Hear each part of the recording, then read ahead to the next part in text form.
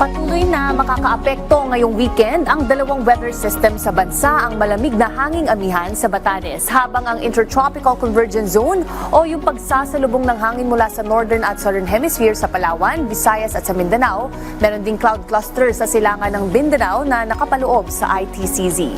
Update naman sa klima, ipinakita ng Pag-asa ang nangyaring buhos ng ulan itong nakalipas na Oktubre base sa mga mapa na inilabas nila.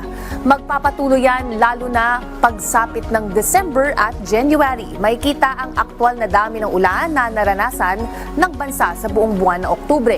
Kung ihahambing ang normal o average na pag-ulan sa buwan, makikita ang malaking diferensya sa actual map. Mas maraming dark blue na nagsasabing mas madami ang naranasan na ulan o above normal nitong Oktubre. Particular sa Negros Island, Panay Island, Cebu, Surigao at Southern Leyte, maging sa ilang bahagi ng Palawan at ilang parte ng Calabarzon.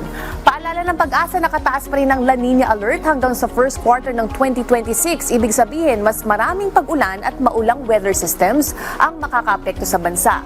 Pagsapit naman ng Disyembre, mas magiging maulan sa silangan Luzon, particular sa Cagayan at Cordillera Regions. Silangan ng Calabarzon, Misamis Provinces, Palawan, Visayas, Zamboanga Peninsula at gitnang Mindanao. Pagsapit naman ng Enero, mas magiging maulan sa Bicol Region, Southern Luzon, Palawan at buong Mindanao at sa Visayas. Stay safe at stay dry. Laging tandaan, may tamang oras para sa bawat Pilipino. Panapanahon lang yan.